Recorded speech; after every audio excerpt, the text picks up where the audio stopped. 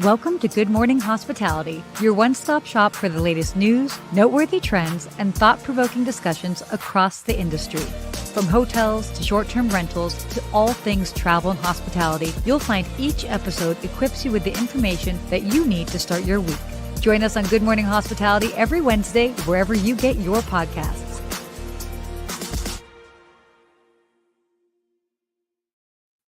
And it's a good morning. Good morning, Sarah. Steve, how are you doing today? I'm doing great. Happy Wednesday to you. I was looking forward to this. Were you? Yesterday, yeah. I was like, you know what? I need some of that early morning energy with Sarah. You get it, to get some laughs in. I'm excited to be here today. You know, we like to make sure that there's a little bit of laughs on the show here with some serious stuff. Yeah. You know, you're here in Los Angeles. You're not traveling this week. Any travels coming up? No, the only travels are just in a 4-block radius of my apartment. All right. And it's fantastic. No, you know what's so funny? It is so great being home that even my phone sent me a message yesterday saying, "You've been sleeping more than usual." I was like, okay, thanks, phone. That's not weird. But, you know. Yeah, well, that shows you how active you are. And I've got a trip coming up in about 10 days. So I'm hoping we'll talk about this later, but government shutdown stuff. Let's see if I get to my trip. I think you will. I think you will. There. So I'm excited about that. But, you know, a lot going on in our world of hospitality, a lot of reports coming out, different things in the news. Yep. We've got a great show today, I think. We do. You know, we actually have a special guest on our show. But quick before, look, Christelle is in Santa Monica. She beat us to it. Hey. Yeah. By the way, let us know where you're joining us from. I'm obviously in you can't tell, but it's not sunny Los Angeles. It's barely bright. Thanks. Here in beautiful Miami, this is like the weather that I love. That, you know, nice high 70s, breezy. That go crisp, outdoors. Crisp 78 degrees. That crisp fall Miami weather is my favorite time of year. Fantastic. Yeah. So let us know where you guys are joining us from. It's been a big week. Yeah, I was gonna say before we jump in, how are you dealing with the time change? It threw me off on Sunday. I forgot about it. Oh, wait. I totally forgot. And then I went to go for a drive down to Malibu because I haven't done that in a very long time. Immediately regretted that because I drove by all these burned down buildings. But the other side of it is kept driving and I'm like, I was on a hike yesterday and it was definitely bright. I could not figure it out. And then finally I was like, hey, Siri, when does daylight saving start? And then Siri's like, it started today. And I'm like, cool. Look at me figuring it out at 5. Oh, it starts on Sunday. There she is. 2026. It works. November 1st, Girl. 2026. All right, Siri, relax. Lou, good morning from Charleston, South Carolina. One of my new favorite cities. Good morning. Exactly. Yeah, so it threw me off too. I woke up, had my morning coffee. I'm like, it is brighter than normal. What's happening here? I feel a little more well rested. So anyhow, good. We're feeling more well rested. We got a great show. So should we get into it? Enough coffee talk? Yeah. So we actually have a special guest today, and we're really excited about this. We've got Meghna Maharishi, who is the Skift Airlines reporter, and we figured no better than now to bring on Meghna, just because there is a lot that is going on in the world of air travel, and yeah, so we're looking forward to her. What she's kind of seeing and hearing on the ground. But why don't we go ahead and have her come on? Meghna, join us. Meghna, are you here? Yes, I'm here. Thanks so much for having me. So where are you joining us from? New York. New York City, where everything's going on. It seems to be the center of the universe right now with all the voting. We won't talk about politics. But it's always the center of the universe. Come on, Steve. Come on. I think Miami's coming soon. We're coming to take over that. Oh my gosh, Miami's been working on it. I don't know about that, but woo! Oh my gosh, we got Meghna.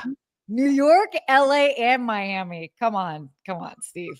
We got all the cities here. So Meghna, it's great to have you here. We got to talk a little bit about you or with you backstage.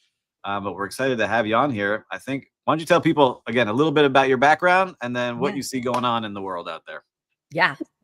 Yeah, I'm an airline reporter at Skift. I've been covering the airline industry for around 3 years now in total. I've been at Skift for almost 2 years.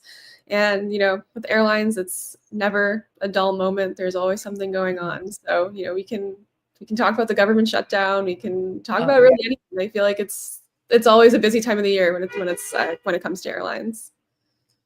Oh, totally. It definitely is. So, I mean, that is the big thing right now. Like for all of us that are seeing the news, I mean, I travel. Oh, so wait, actually, question for you. How often how many flights do you take? It's actually so bad. I don't really travel that much. No, Um, it's okay. I feel like It's there's all good. something too much about airlines. Like I think maybe I don't know, maybe I fly less than 10 times a Okay. year, really. I don't know. I don't really like take that many vacations necessarily. And then for work, Yeah, and if you're not living traveling in for work, yeah, everything's totally. scarce. But yeah, I'm not like the biggest traveler actually, but I do cover airlines. So Yeah. Oh, so no, but I love this because I do want to hear. I mean, like you're hearing everything that's happening in the space, and I mean, gosh, I think this is a slow year for me, and I'm probably at like 77 flights, which is just ridiculous. It's crazy. I might as well be a flight attendant at this point. But it, it's been interesting because I'm based in Los Angeles. I flew out of Denver. Prior to that, I actually flew into Miami. So I've been around. I've been flying into some of the major hubs in and out during and then through Atlanta. Through this shutdown, it's been smooth sailing for me. But I mean, what I'm seeing online and some of the videos, like Houston Airport, oh goodness gracious.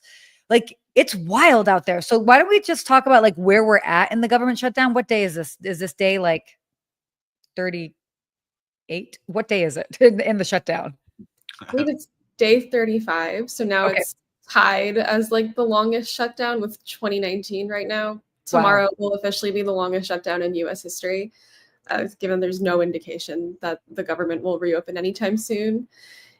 And I think as far as travel goes, I think with 2019, it pretty much ended when they had to close LaGuardia for a few hours because air traffic controllers weren't showing up. And then there were delays at airports like Atlanta and Philly and Newark. Mhm. And then I think Congress just had to come together and reopen the government.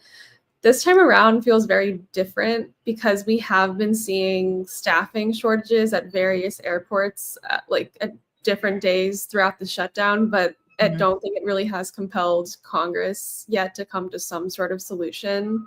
So it's really unclear how long it will last. And I think as far as travel, kind of just have to hope you're lucky pretty much. Yeah, and are you seeing any like specific data on like cancel flights or delays, or is there anything kind of number wise that you're noticing as you're doing the reporting? So it really varies just by the day. And like there are a lot of delays at airports that are due to like other reasons, such as construction, for example, and not necessarily because of a staffing shortage. However, the percentage of delays that are caused by staffing shortages has increased throughout the shutdown.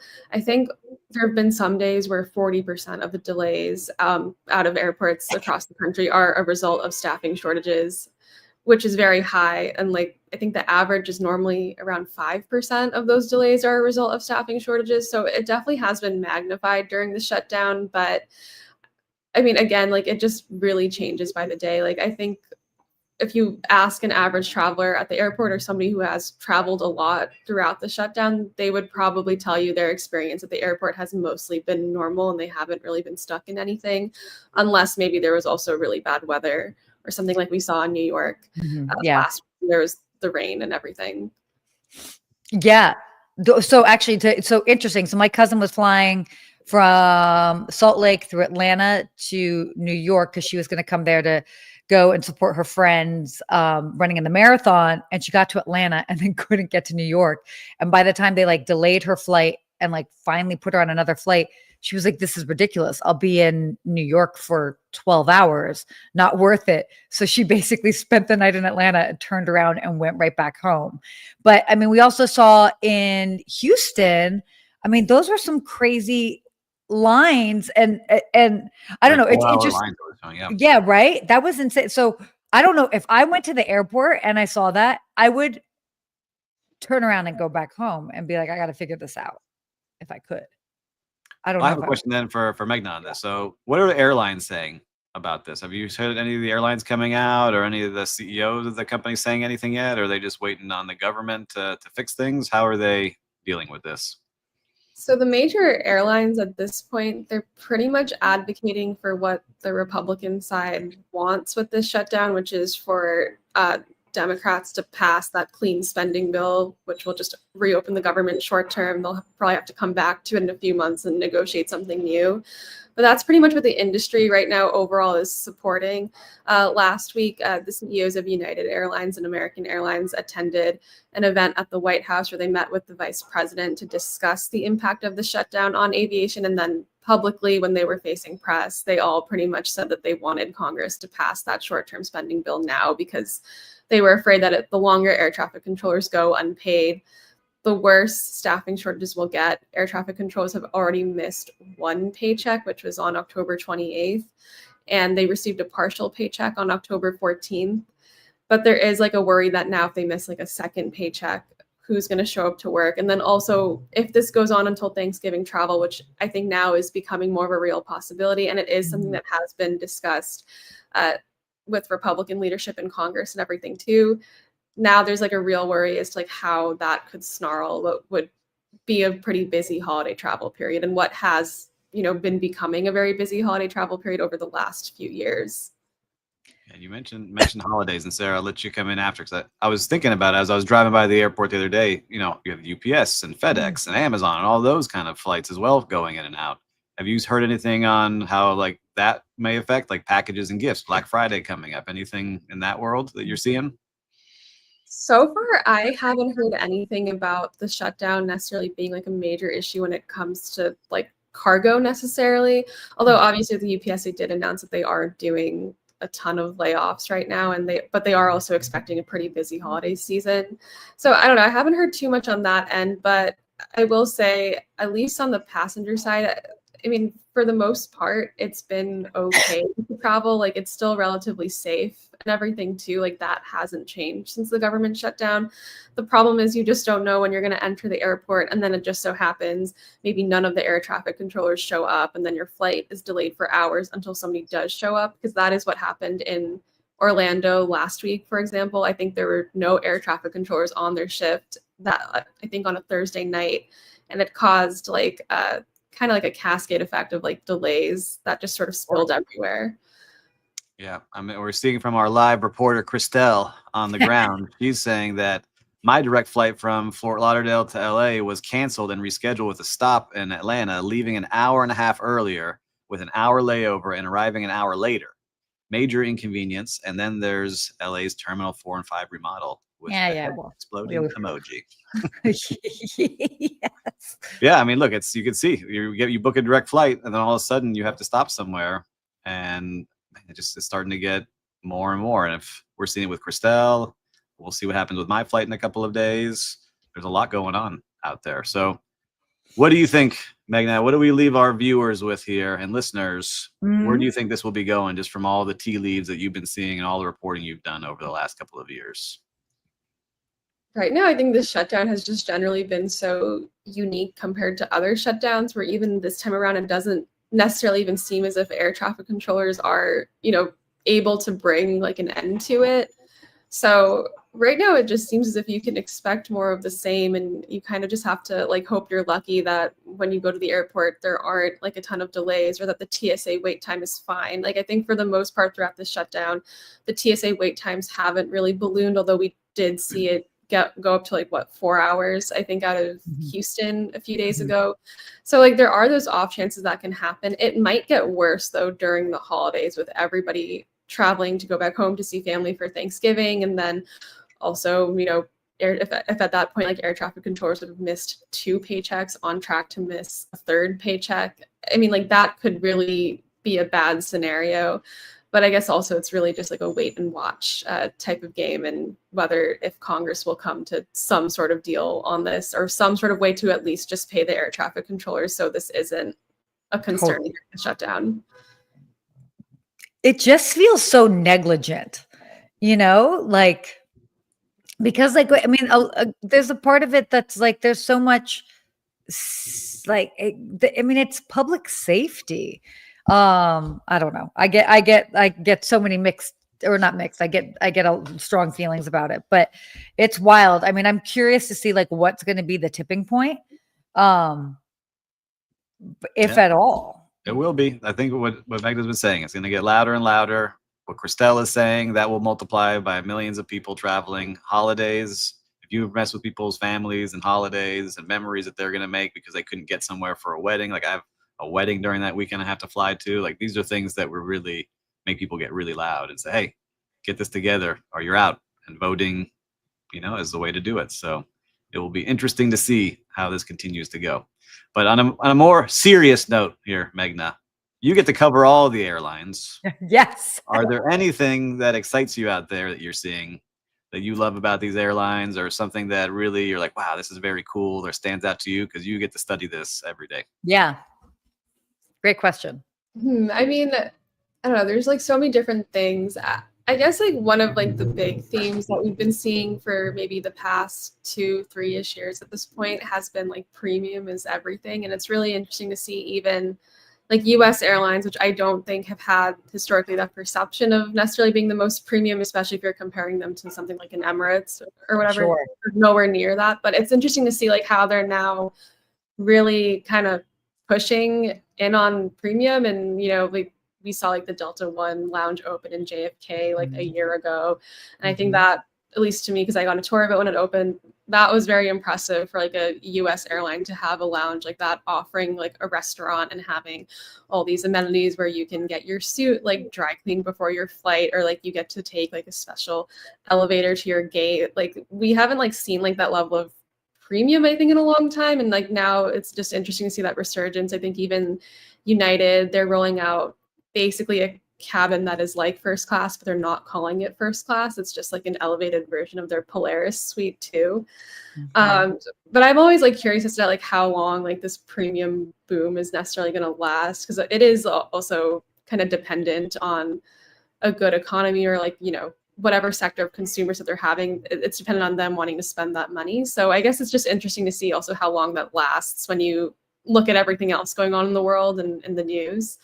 But I don't know. To me, that's been very fascinating. It's true. Dare we say, do you have some favorite airlines? They're all her favorites. They're all her children. Oh, I mean, I'm like, if you're not allowed to say, you don't have to say. You can also be airline agnostic. It's okay. I mean, I'm very basic with the way that I pick flights. I really just mostly go off of the price. Yeah. And I'm in New York, so it's always either like Delta, American, or United. Pretty much, sometimes like JetBlue, depending on where I'm going. I guess of the three, I probably fly Delta the most, just out of like LaGuardia. It's very convenient. Super But I'm not sure convenient. if I have like a favorite necessarily. I'm a very like routine like economy flyer, and I'm one of those people, like if I go on a vacation, like I would rather spend more money on like the hotel and the experiences than the flight. So I guess I don't typically have like a very strong opinion. As long as I just get there, it's fine. Yeah. No, I'm totally with you on that. And when I was traveling less. Hold on. You're Miss Delta. What are you talking about? Whoa. Hold on. I was saying I don't want to spend a lot on my flight. Oh, got you. Do I have brand loyalty? 100%. Everybody knows my brand loyalty, except Delta. Kidding. But yeah, so but I understand what you're saying, because before I was traveling this much when I still worked at a hotel, and so I was traveling a lot, but not quite at the same rate. It was very different for me in how I chose my flights. I chose it based off of schedule and pricing, which I think a lot of people do, because I mean, if you're traveling 10 to 12 flights a year, if that type of, you're going to be choosing your flights in a very, very different way than if you're traveling over 50 flights a year. And then that's where the loyalty game obviously makes a lot more sense. But you brought up a really interesting point, is that domestic airlines, you can't really compare them to the international ones. And so it's interesting that they are kind of trying to like up their game, so to speak, as far as their offerings. And yeah, Delta One, Polaris, they've definitely done a great job with that. So It is interesting, even though we are hearing that the luxury market sector is continuing to stay strong, and that those are the individuals that would fill those seats. When those seats are not full, then it becomes an upgrade game, and so everybody's going to want like that free upgrade where they can to those seats. And then what does that do to the numbers on the back end? And how consistent, how often does that end up happening? And that's where it'll be interesting to see how long they lean into it. It's funny though, with as far as the upgrades go, at least with Delta, I think those upgrades have been happening less and less often because most of their business class seats are basically being paid for. I think like back then it was mostly like if you were a loyal flyer, you would get upgraded. But now that's a lot harder because people are actually buying the seats, and that's how those seats are getting filled up. Well, they also have to thin the herd. So they're still going through that whole process where, like in the pandemic, they let everybody keep their status. It became easier to get. That's how I first got a taste of the higher status. And now that they've changed how people can keep their status, most of the colleagues that I know that always had like Delta Diamond status for many, many years are telling me, they're like, I'm not making it this year. I'm not making it this year. I'm not making it. And then here I am, $1,000 of spend away from making it. And I'm going to be that person that I never thought that I would be. That's like, where can I fly so I can spend $1,000 so I can maintain my status? But it's harder. It's definitely harder. It's harder, but they're still having a lot of people like with status. And I mean, they're offering even more expensive products. Like they've been increasing the fees of credit cards. So there's clearly like a lot of demand. It's been very fascinating to see, like, especially how this sort of, I guess, wealthier traveler is very resilient and just willing to spend on a good experience pretty much. I'm in the process of booking a $20,000 round trip Emirates flight for clients of mine. Ain't no thing. Some people. Wild. I love it. Love it. It's crazy. Crazy. Well, this has been awesome. Thank you so much for being able to like join us and talk to us about all of this. Yeah, I think too, we have a story. Maybe Meghna, you want to hang out with us for a little bit longer about him. We can come back to Marriott, which we have to talk about, but American Airlines, right, just announced that they're going to be doing corporate layoffs and some bigger implications. And they're talking about streamlining their operations like everyone is doing right now with technology. And they're also focusing on enhancing their luxury kind of flight programs. What are you seeing on that story? Yeah, so it looked like the layoffs that American was doing, it seemed it was more as if, we hired too much during the pandemic and in the couple years like out of the pandemic, and now we don't need as many people. It seems as if a lot of the cuts are mostly affecting like tech roles. At least like if you go in any forums, it seems like a lot of people who are like, I worked in IT or in tech at American and I got laid off. Like that seems to be what's mostly being affected. But there are also, I think, other like more support roles and communications roles and people in finance who are also being affected by these layoffs. There isn't really like an exact number of how many people American is laying off, or at least like they haven't put that information out there. But it is kind of coming during a time in the industry where hiring has really slowed down following the pandemic. And I think now also just generally like airlines have been looking at ways to cut costs in any way that they can. I mean, like Southwest, I think months ago, they laid off 15% of their corporate workforce, which is pretty big. And that was like the first time they've ever done like layoffs, I think ever, especially to that scale in their company's history. And then also, I think another thing that's kind of coming out now is also AI and like potentially what jobs can AI do that they maybe don't necessarily need a human to do. We've been seeing a little bit more of that as well with like Lufthansa saying that they want to cut 4,000 jobs by 2030. And then United also mentioned on their earnings call that they eliminated around like 4% of management roles as a result of AI, and they plan on making more cuts in 2026. Yeah, I smile when I see this because of operational streamlining. It's because they're using AI technology, right? It is all of those positions that, like Sarah, we talked about it last show, and we got to see a lot of this live where hotel tools that are coming out where you think you're speaking to a human. It sounds like you're talking to a human and they're responding to you on the phone. And then that tool is then sending a message to the department that needs it. So those 2 jobs right there that are now gone, just in that one little funnel of operational streamlining. So I think we're going to see this more and more. So if you're listening to me out there, if you're entering data, if you're just taking phone calls, start learning how to use new tools or to become more efficient, because you will be operationally streamlined out of your role in hospitality. So, anyway, that's my soapbox, my TED talk here, because I think it more and more across every industry. It's happening all over the place. But, what is Paul saying? Feels like tech enablement is where you'd want to invest to help streamline processes and trim expenses. I agree with you, Paul, but we'll see kind of what comes from there. Well, Meghna, look, we loved having you on the show today. Yeah. It was awesome having you here. You're free to hang out with us if you want. We're going to go talk about some hotel stuff, but you are amazing. I love learning so much from you. And for all the listeners and viewers, make sure to check out all of Meghna's writing and articles on Skift. And where can they find you online if they want to connect with you? Are you on LinkedIn or Instagram or anywhere like that? I am on LinkedIn, so you can connect with me there. And it is just my name. All right. Amazing. By the way, you are welcome to come back and join us at any point. And considering that this shutdown is probably not going to end anytime soon, we might need to have you come back. So yeah. I'm flying 4 times. I'm flying 4 times this month, so I'll let you know what I see. I mean, good luck. Good luck. I love it. Good luck, Steve. Good luck. I'm gonna need it. I never fly. Now I picked this month to fly, and look what happens. Amazing. All right. Well, thank you, Meghna. Sarah, thank you, Meghna. Let's get into what Marriott's doing. What do you see in this Marriott report? Okay, cool. So this is interesting. So Marriott's 2026 outlook and also business update. So their forecast shows optimism in the future.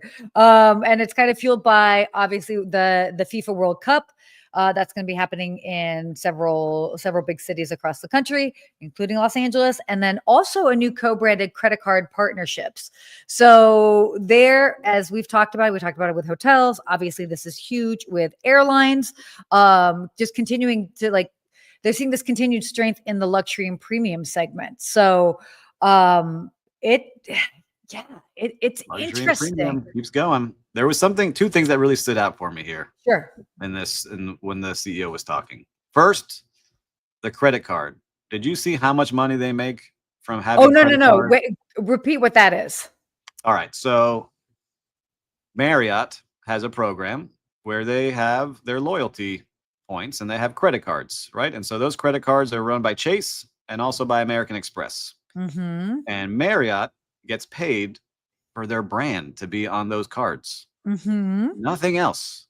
And they made $619 million from people swiping their branded American Express or Chase credit cards. They didn't have to lift a finger operationally. They didn't have to do anything to earn that money other than have points available. And then the craziest part is they get to double dip. So when that guest checks in to one of their Marriott hotels, they also get a payment from that room, from that hotel owner, because it's part of the Marriott, revenue or the reservation generation fee. So it's just an amazing way. It just shows me. I was so impressed. I actually deep dived into it. I was like, you have a brand and you can create awareness. You get paid just to have that brand that people respect on that credit card. Isn't that crazy? And now they're going to have Chase and American Express renegotiate, go back and forth. And so that $619 million is going to increase. I'll bet we're going to see $1 billion deal. Oh, easily. And I've mentioned this before, but I interviewed somebody on a podcast many years ago, and it was he broke down the loyalty business and he was saying with airlines in particular, they make more money from the credit cards than they do from the actual airlines. So there might be time to bring him back on and have that conversation, because this is wild. And of course, in times like this, these bigger brands are obviously going to double down on areas that they can make money in other ways than necessarily just whether it's heads and beds or all of that stuff. So those are some staggering numbers. It's very. You think what Marriott has done? I'm so impressed with their business model. They own none of the land or buildings for the most part, right? For the most part, yep. They collect fees for management. They collect fees on the reservations. They collect fees on the credit cards. They collect fees on a lot of different things, but there's very little risk on a lot of their program because they don't own the land or the buildings in a hotel like a normal hotel operator would have. But the one thing in there that showed was a little concerning, right? They Hmm. get paid bonuses and extras on performance of those hotels based off of the bottom line. That dropped this year. So even though they're making more on the top, they didn't get hit those bonuses. Why? Because labor is getting more expensive, supplies are more expensive, food and beverage is more expensive. So at the bottom line, they're not seeing that profitability number that would trigger them getting more fees and bonuses. So it's something to keep an eye on as we continue on. Yeah, it's just such interesting time. It's so wild because it all depends on who you're talking to as far as what they're forecasting. And obviously every business is going to try and make like future forecasting look good, and it depends on how you focus and where you focus your business. It can really impact that. So Like every business got to survive on the bottom line. There's ways to fluff things up with yep, revenue per available room yep, and how much you're going to grow on the top. It's what can you actually bring down at the bottom. So exactly. interesting from this report. But yeah, credit card game is really interesting. Totally. So I know we're kind of Or like, anyway, yeah, yeah, should we quickly touch on this next topic? I think so. We could talk Yeah. about this one. Mhm. Okay, cool. So soil carbon credits, the travel industry's sustainability shift. So the travel and hospitality brands have been really investing in soil carbon credits to meet emissions goals and kind of appeal to those eco-conscious travelers. So how are they doing that? They've got farmers generating credits through regenerative practices like covering cropping and reducing tillage. Also for hotels, this represents like a kind of like a new model when it comes to sustainability partnerships. So, purchasing or sponsoring local carbon offsets. But of course, yeah, this is interesting. I feel like you've got a lot to say about this, considering the projects and stuff that you've got Oh working yeah, you on. know, I'm investing in the farm hospitality Yep. industry right now, where we're building our buy project on a hotel on a farm, and so we're excited to see that. And we see a lot of these things now. A lot of people pitching us different products about sustainability and how to offset certain things and partner with people. And Hmm. I hope a lot of them are real, right? But we're starting to see a lot of them that may be a little bit of fluff, and I think that's what some of the industry is starting to see, like where bad actors who are polluting the air can buy offsetting credits for air and planting trees. And I started learning about some of them, and not everyone's on the up and up. So this is a way to kind of like hopefully make it even more local, so you can see like I want to offset in the community that my business is in versus I want to buy credits where they're planting trees in another country that doesn't really affect my neighborhood, right? So I saw a Yeah. lot of those things as I've been learning about it. So this one seems to be doing that. And so I hope that it really does make an impact because there are so many people out there. But I go back to having, when we talked about the cruise ship, and I forgot which cruise line it was, the CEO said, look, we need to go back to truly having clean energy, not offsetting and things that are kind of greenwashing. So Totally. I think that's where we need to get to versus buying these credits, but it's better than nothing. That's how I look at it. Yeah, no, agree. Couldn't agree more. And again, it is not just happening in hotels and hospitality. I mean, it's happening in a lot of industries. Yeah. So, as you mentioned, cruising and I mean, even electric vehicles. So, yeah, it's definitely fascinating for sure. Okay, why don't we do a quick real-time recap? What have you seen out there on the streets of hospitality? Listen, I haven't traveled this week. I took it easy, but I will say something. I've tried to be a good neighbor this Okay. week. I've been going for long runs and walks in my community park out here. And the last 2 walks I've been on, a little kid has kicked the ball into the street. And I say, hey, kid, stay on the sidewalk. Parent, I'll go get it. I'm already over here. I go in the street, pick up the ball, bring it back to the boy. Say, hey, enjoy the rest of the day. Just a little kindness ripple, something that was built in us from hospitality. And I think a lot of us can do that, whether it's holding the door for somebody, saying good morning, good afternoon. Like a lot of big cities that we live in don't do that. And I think that it goes a long way by putting that little hospitality ripple into the universe. So that's my real-time recap today. I love that. The hospitality ripple. Well, I'd almost say it's the hospitality small world effect. Interesting. I've been booking a lot of travel for some of my clients, and I actually have been booking one of the last properties that I worked at, and it's been so cool giving a call to the hotel, and it's like some of the same people still answer the phone, and to just know that like they're just going to go ahead, they're going to ex- exceed expectations and make sure that they are well taken care of. But it's been that reminder of this is a small world, and you never know whose paths you're going to cross with, whether it's in similar roles or completely different roles. But for me, I love that. For me, it reminded me, sorry, of my hospitality family. And yeah, so it's just always that reminder. You will probably cross paths with somebody again in the future, and to always be kind and nice. Yeah, I love it. I think that's great. And it goes to our quote of the week. Yes, let's get into that. You All want to say it and share it? Let's see it. I got it here on my screen. Resilience in hospitality isn't about avoiding turbulence. It's about learning how to fly through it. Ooh. And I think that's a great example of what I was showing behind the scenes. Not everything will go your way every single day. You're going to have to deal with iguanas sneaking into your vacation rental and having to pull it out, as one of my team members just did this morning. That was not something on the bingo card we had today, but you just never know. And you do things the best you can, and always do it leading with kindness. Like Lou was saying, it never costs you anything. So I enjoy that very much. Nope. Oh my gosh, it's such a great quote. Yes, and being kind never costs you anything. It's interesting times, and I think that's also a really great quote considering we are going through turbulent times. Yeah. Well, you did, and we had a great show today. I'm curious, listeners and viewers, if you're watching on the live, did you like us having Meghna as a guest on? Should we have some more professionals and reporters and people in the industry on? Let us know in the comments if you liked it or not. I did very much. I'm not sure about you, Sarah. I'm sure you did. Of course. Are you kidding me? I love it. having people on that, just like some of the different reporters that just can really help us do a deep dive. So yeah, I love doing a deep dive on certain segments, and we learned a lot today. And I know you definitely learned a lot. And so listeners and viewers, if we learned something, your friends will too. So make sure to send them this episode. Subscribe if you haven't. You can find us on Skift and on all streaming platforms. We love coming to you live every single Wednesday. That we do. So until next week, Sarah. Stay hospitable. Oh, we will get it. it. Oh my gosh, we'll get it on track one day. Bye.